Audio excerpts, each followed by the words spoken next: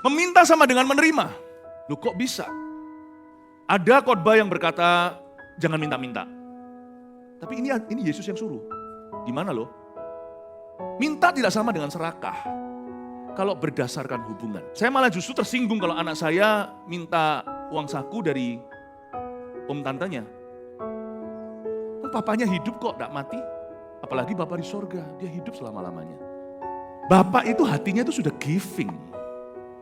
Udah gak perlu dipertanyakan. For God to love the world, He gave. Yohanes 3:16, karena begitu besar kasih Allah akan dunia ini, Ia memberikan anak tunggalnya. Minta itu bukan serakah. Minta itu hubungan. It's relationship. Kalau anaknya pun putranya dia tidak tahan, bukankah itu yang itu ditulis di dalam kitab Roma? Masa Tuhan akan pelit hal-hal lain sih sama kita? Kalau putranya yang tunggal aja dia berikan, masa Tuhan itu perhitungan? Enggak ah. Minta terus. Enggak akan itu. Karena dia enggak akan pernah berkata minta terus, dia sudah kasih kita Kristus. Jadi hati kita itu enggak boleh sungkan. Ini yang menjadi penghalang pengabulan doa. Karena kita enggak berdoa, kita enggak mendapat apa-apa. Atau memang betul sih karena kita salah berdoa. Dan apa yang kita doakan hendak kita pakai untuk memuaskan hawa nafsu kita, kata Yakobus, itu betul. Tapi seringkali, kerap kali belum sampai di level 2, di level 1 banyak orang sudah KO. Dia tidak berani minta. Karena dia merasa guilty, masa minta terus. Kalau kita loh, minta kesembuhan ilahi misalnya, boleh nggak? Kemarin di GMS Europe, ya cuma satu-satu nggak bisa diliput. Saya baru masuk, nanti ya minggu depan ya saya akan tunjukkan tayangannya, laporan kemenangannya. Waktu saya masuk ke sana cuma doa sederhana, Tuhan aku minta supaya tangan ini sembuh.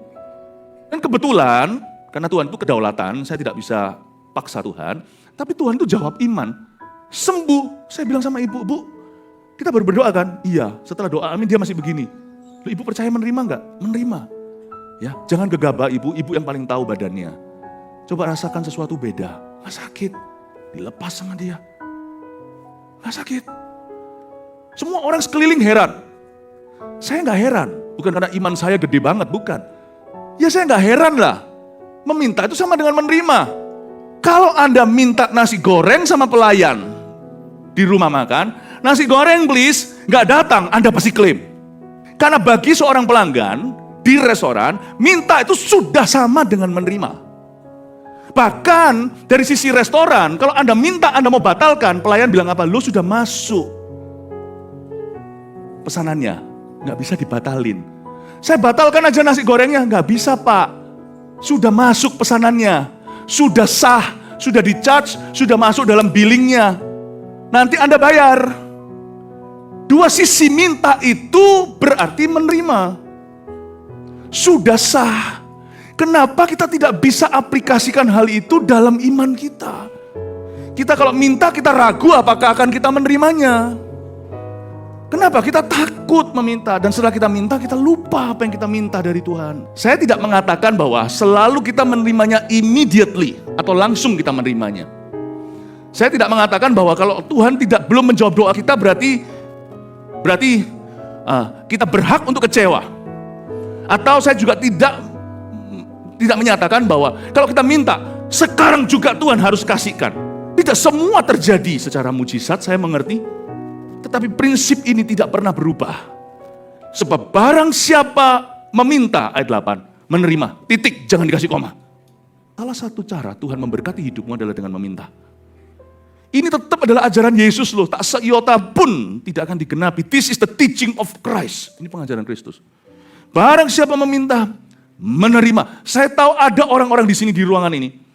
Waktu saya sekarang mengajarkan ini, firman adalah pendengaran dan akan timbul iman. Dan ini akan menjadi permulaan Anda mengalami breakthrough atau terobosan di tempat kerjamu. Atau bahkan di kesehatanmu. Atau di rumah tanggamu. Atau dalam pelayananmu. Dan Anda sudah sedekat ini dengan breakthrough atau terobosan yang Anda nantikan. Karena waktu Anda meminta, ayat 8, Anda akan menerima. Kasih tepuk tangan untuk Tuhan. Kalau minta itu jangan mendua hati. Coba baca lagi, mintalah maka akan diberikan kepadamu. Tuhan udah ready. Tuhan yang buka cek kosong ini kamu minta, aku siap memberi. Bahkan gak bisa dibatalkan. Karena sudah masuk tuh pesanan. Restoran sudah masakan. Saya tidak samakan Tuhan dengan restoran, tetapi kalau Anda sudah minta, dalam nama Yesus itu Tuhan sudah OTW memberikan. Jangan lihat dulu baru percaya. Waktu Anda meminta, percayalah.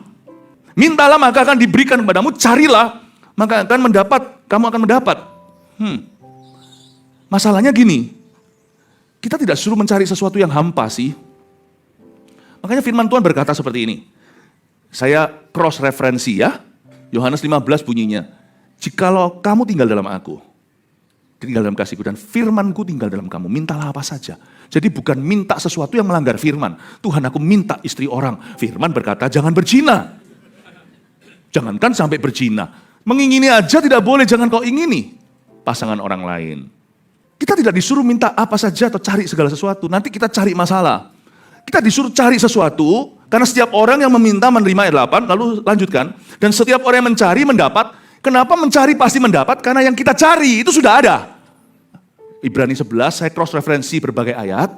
Barang siapa datang kepada Allah harus percaya bahwa Allah itu ada dan Allah memberi upah kepada barang siapa yang sungguh-sungguh mencari Dia. Ibrani 11 ya. Dan Alkitab berkata, kalau engkau meminta sesuatu, percayalah bahwa engkau sudah menerimanya. Ini heran loh. Kalau engkau meminta sesuatu, percayalah sudah, bukan akan loh ya. Tuhan, aku percaya aku akan menerimanya. No, aku sudah menerimanya. Loh kok bisa? Karena apa yang kau cari itu sudah ada, bukannya nggak ada. Apa yang kau minta itu tidak ada satupun yang melampaui hikmat Allah. Tidak ada satupun apa yang kau cari itu belum Allah pikirkan atau belum Allah ciptakan. It's already there, karena hai ciptaan, kau tidak bisa meminta sesuatu yang belum diciptakan. Hikmatmu tidak sedalam itu. Apa yang kau minta itu semua bagi Tuhan adalah lumrah. Itu biasa. Even miracles, mujizat itu tidak luar biasa bagi Tuhan. Tahu nggak ada sesuatu yang overrated, ada sesuatu yang terlalu dibesar-besarkan, yaitu no-nya Tuhan. Tidaknya Tuhan itu terlalu dibesar-besarkan. Terjadi memang dan akan terus terjadi dalam hidupmu maupun dalam hidupku. Tuhan kadang-kadang kan berkata tidak pada kita. Tapi seringkali kita jadikan itu menjadi doktrin hidup kita selama-lamanya dan kita jadi trauma untuk meminta. Kadang-kadang kita marah sama Tuhan. Tuhan kok nggak jawab langsung atau nggak jawab seperti sesuai aplikasi.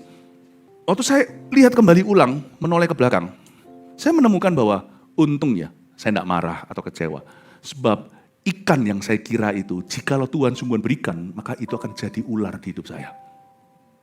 Tuhan, ada berapa orang di sini minta, aku minta jadi orang yang paling kaya di dunia. Kalau Tuhan sampai kasih, kau kira kau dapat roti, itu batu nanti. Itu kan jadi batu sandungan, setelah kaya selingkuh tidak keruan. Ada berkat yang kau kira berkat, itu kalau Tuhan berikan belum waktunya. Atau bahkan tidak perlu berikan sama sekali dalam hidupmu karena permintaan itu salah. Itu justru yang kau kira ikan, ternyata ular kobra di hidupmu. Kadang-kadang Tuhan itu tidak jawab doa kita, karena Dia selamatkan kita dari doa kita sendiri. Paham ya?